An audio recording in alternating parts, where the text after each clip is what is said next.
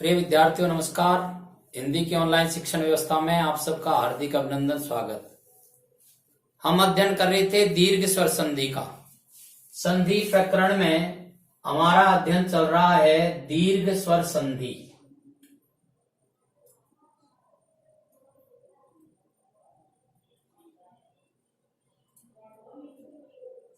दीर्घ स्वर संधि यानी समान वर्णों के मेल से और दीर्घ रूप हो जाता है।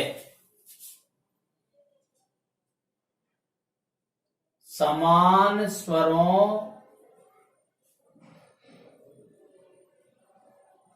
के मेल से दीर्घ रूप हो जाता है।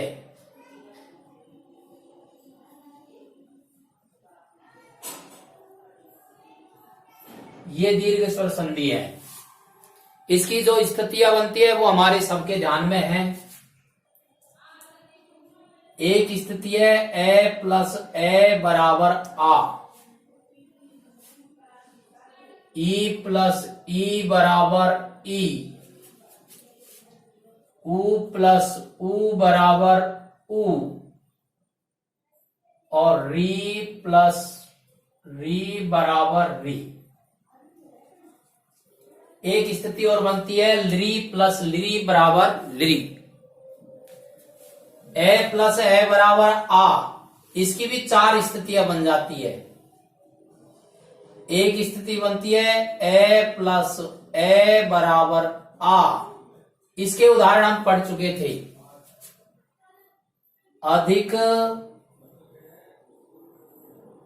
प्लस अधिक। इस उदाहरण में आप देखिए,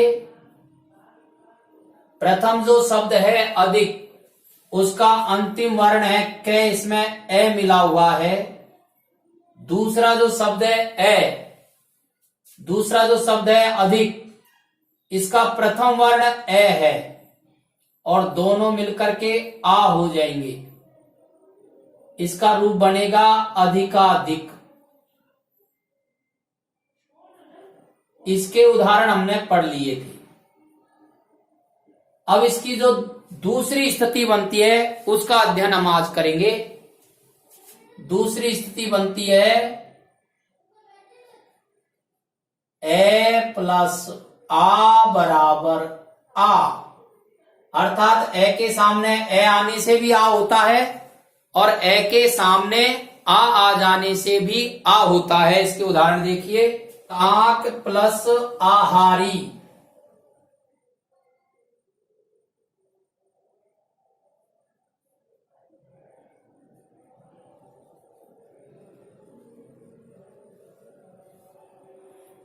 ए प्लस आ बराबर आ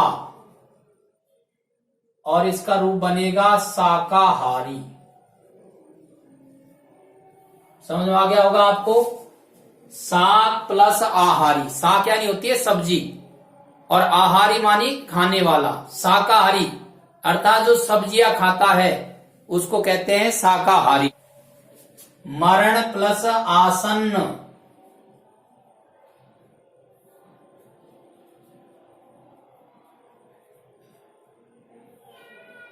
मरण का जो अंतिम वर्ण है अण, इसमें ए मिला हुआ है और आसन्न का प्रथम वर्ण है आ, दोनों मिलकर के बनेंगे आ और शब्द बन जाएगा मरणासन्न। आसन्न माने निकट होता है, मरण यानी मरने के। जो मरने के निकट होता है वह कहलाता है मरणासन। अगला उदाहरण देखिए, प्राण प्लस आयाम, शब्द बनेगा प्राणायाम। एक उदाहरण और है, धर्म प्लस आत्मा, शब्द बनेगा धर्मात्मा। ये उदाहरण दूसरी स्थिति के हैं। ए के सामने आ जाता है तो आ हो जाता है। ये पहली स्थिति है, ए प्लस ए बराबर आ होता है। दूसरी स्थिति है ए प्लस आ बराबर भी आ होता है। अब इसकी एक तीसरी स्थिति और बनती है, वह क्या स्थिति है, आ के सामने ए आने से भी आ हो जाता है। ये इसकी तीसरी स्थिति है। इसके उदाहरण देखिए आप। उदाहरण है तथा प्लस अपि। क्या देख रहे हैं आप, यहां पर प्रथम जो शब्द था उसका अंतिम जो वर्ण है उसमें ए स्वर मिला हुआ था। इधर देखिए आप, प्रथम शब्द कौन है, तथा, और तथा का जो अंतिम वर्ण है था, इस था में कौन सा स्वर मिला हुआ है, आ। और अपि जो दूसरा शब्द है इसका प्रथम वर्ण कौन है, ए। आ के सामने ए आ जाता है तब भी आ बन जाता है। यह तीसरी स्थिति है इस संधि की, और शब्द बनेगा तथापि।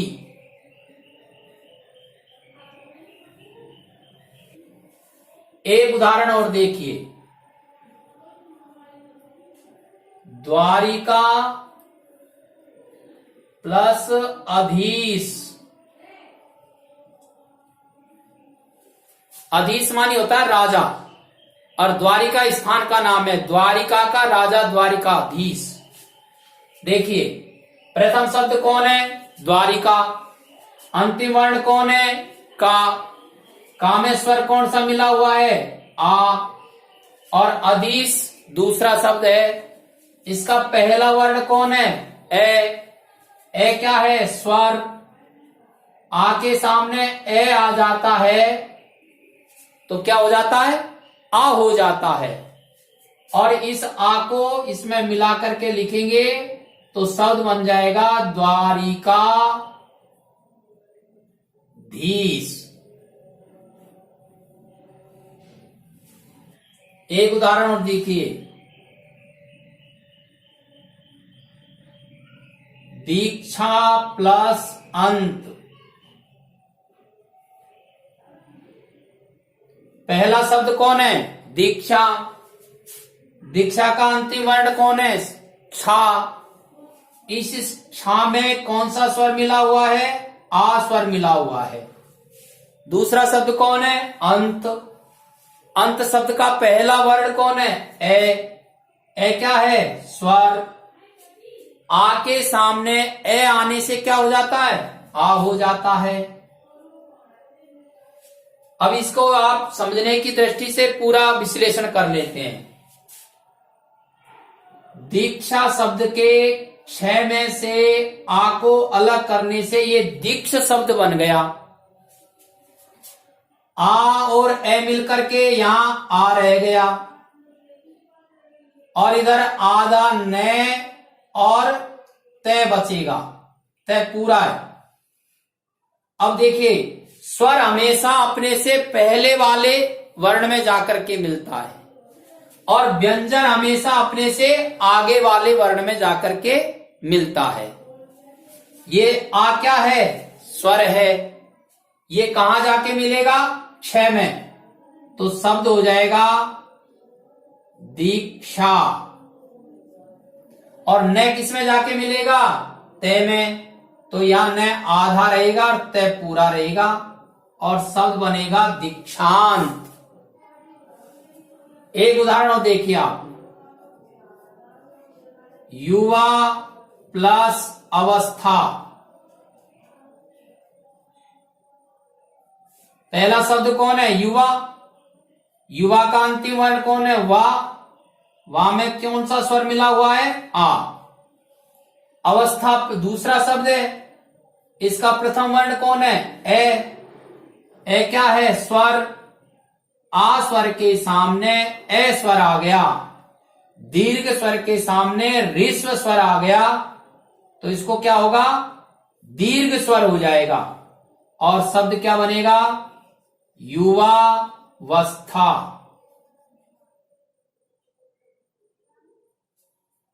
युवावस्था। इस तरह से ये इसकी तीसरी स्थिति हो गई। अब इसकी चौथी स्थिति और है। चौथी स्थिति क्या है? आ प्लस आ बराबर आ। पहली स्थिति को क्या कह सकते हैं? रीस्व प्लस रीस्व बराबर दीर्घ। दूसरी स्थिति क्या है? रीस्व प्लस दीर्घ बराबर दीर्घ। और तीसरी स्थिति क्या है? दीर्घ प्लस रीस्व बराबर दीर्घ।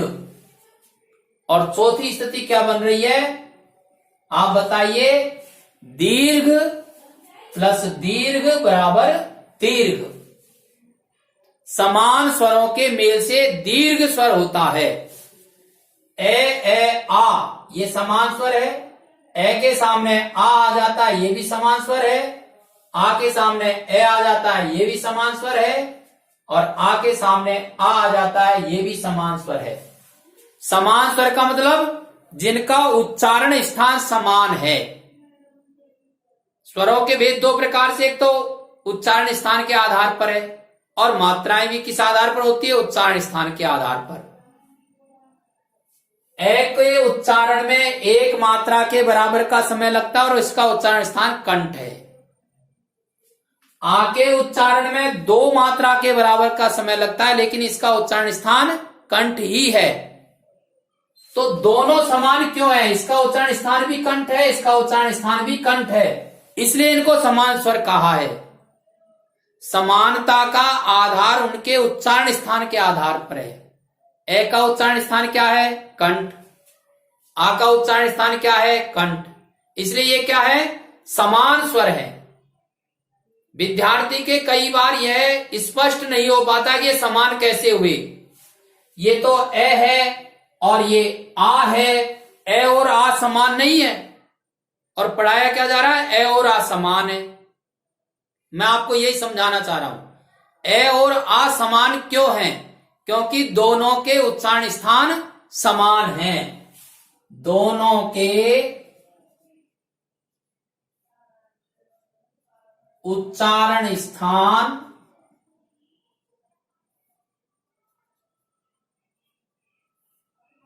समान हैं, इसलिए ये समान स्वर हैं। ई और ई, रीस्व और दीर्घ होते हुए भी दोनों के उच्चारण स्थान समान है। उ और उ, रीस्व और दीर्घ होते हुए भी दोनों के उच्चारण स्थान समान है।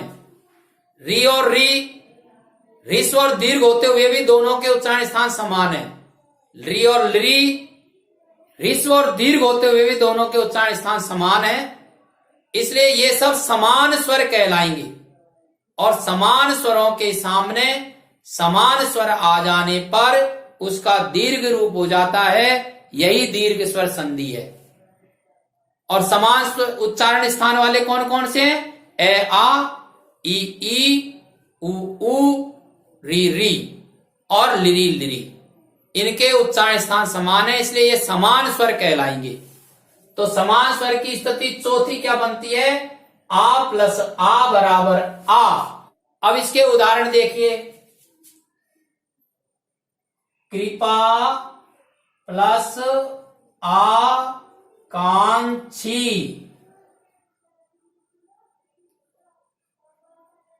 पहला शब्द कौन है? कृपा। अंतिम वर्ण कौन है? पा। पा में क्या मिला हुआ है? आ। आकांक्षी का पहला वर्ण कौन है? आ। आ क्या है? स्वर है।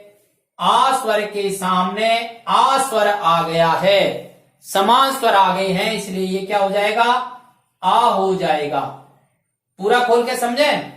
तो देखिए आप, ये कृपा के पै में से आ स्वर को अलग करने पर कृप ऐसे बच गया ये, और दोनों मिलकर के ये आ हो गए हैं। आकांक्षी में से आ स्वर को बाहर कर देने से कांक्षी शब्द बच जाता है। और यदि इनको मिलाएंगे तो ये मैं पहले भी बता रहा हूं कि आ स्वर अपने से पहले वाले वर्ण में जाकर के मिलेगा। तो ये कृपा में, कृप में आ मिल जाएगा कृपा, और कांची इसके साथ जुड़ जाएगा, तो शब्द बनेगा कृपा कांची। और उदाहरण देखिए, सरल उदाहरण है इसका, जो परीक्षाओं में सामान्यतः आता रहता है।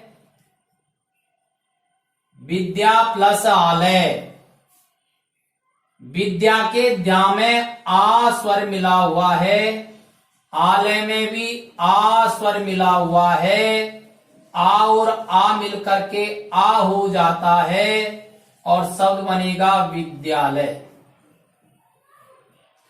आपसे संधि पूछी जाएगी तो आप बताना दीर्घ स्वर संधि।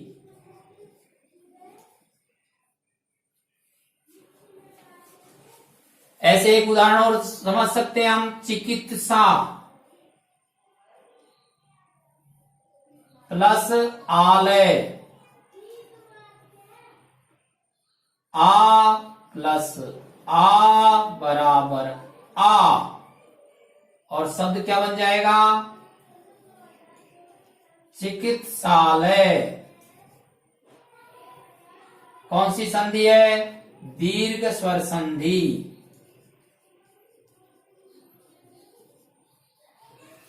अब परीक्षाओं में दो प्रकार के प्रश्न पूछे जाते हैं। कई बार तो हमको शब्द देता है, उसकी संधि विच्छेद करना होता है, और कई बार विच्छेद देता है, उनकी संधि करनी होती है। अभी यहां मैंने आपको जो समझाया है, ये सब क्या है? संधि विच्छेद दिया हुआ था, हमको संधि करनी थी। कई बार वो हमको शब्द देता है, उसके विच्छेद करना होता है। जैसे मान लो आपको शब्द दे दिया जाता है कृपा कांची, और आपसे कहा जाता है कि इसका विच्छेद करना है, तो आपको विच्छेद क्या करना पड़ेगा? कृपा प्लस आकांक्षी, ये विच्छेद करना पड़ेगा। और यदि अपन को शब्द देता है कृपा प्लस आकांक्षी, और हमसे कहता है इसकी संधि कीजिए, तो फिर हम शब्द लिखेंगे कृपाकांक्षी। तो कई बार विच्छेद देकर के संधि करवाई जाती है, और कई बार संधि देकर के विच्छेद करवाया जाता है। और उसके साथ साथ हमसे यह भी पूछा जाता है कि इसमें कौन सी संधि है। तो इस प्रकार से दोनों तीनों प्रकार के, और ये उत्तर अपन को आने चाहिए। एक उदाहरण और देख लेते हैं, महा प्लस आशय।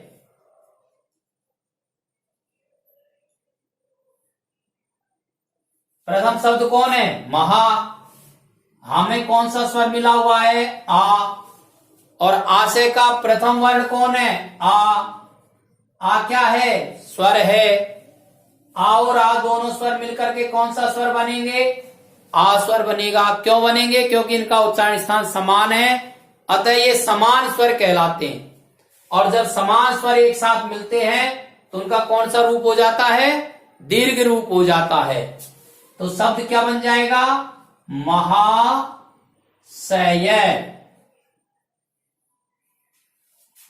ये क्या दिया हुआ है हमको? विच्छेद। ये हमने क्या किया है? संधि। और यदि हमको संधि दी जाए महाशय, और इसका हमको विच्छेद करना पड़े, तो क्या हो जाएगा? महा प्लस आशय। महा प्लस आशय का संधि क्या होगा? महाशय। और महाशय का विच्छेद क्या होगा? महा प्लस आशय। इसको क्या कहेंगे हम? विच्छेद। और इसको क्या कहेंगे? संधि। ये शब्द का कौन सा रूप है? संधि रूप है। और ये शब्द का कौन सा रूप है? विच्छेद रूप है। और यदि हमसे ये पूछा जाए कि संधि कौन सी है, तो कौन सी संधि बताएंगे आप इसमें? दीर्घ स्वर संधि। और यदि आपसे कारण पूछा जाता है कि दीर्घ स्वर संधि क्यों है, तो हम इसका कारण बता देंगे कि समान स्वरों के मेल से परिवर्तन हो रहा है, इसलिए इसमें दीर्घ स्वर संधि है। और समान स्वर कौन है? आ प्लस आ, दोनों समान स्वर है और दोनों के मेल से दीर्घ रूप आ होता है, इसलिए इसमें दीर्घ स्वर संधि है। तो ये अभी हमने इसकी पहली स्थिति का वर्णन किया है, ए प्लस ए बराबर आ। इसकी 4 स्थितियां बनती है, ए प्लस ए बराबर आ और आ प्लस आ बराबर आ। अभी हम अगले वीडियो में और ये दूसरा जो प्रकार है ई प्लस ई बराबर ई का अध्ययन करेंगे। इसकी भी 4 स्थितियां बनेगी, तो इसके उदाहरण हम अगले वीडियो में करेंगे। अभी आप समझने की दृष्टि से इसको कम से कम 2 बार सुने और इसका स्क्रीनशॉट ले लें, क्योंकि उदाहरण महत्वपूर्ण है और उदाहरण हम सबको आने चाहिए। इसलिए स्क्रीनशॉट लेकर के और इसे आप अपनी कॉपी में उतार सकते हैं और शिक्षण के वीडियो आपके पास आते रहें, इसके लिए आप इसे सब्सक्राइब करें। धन्यवाद।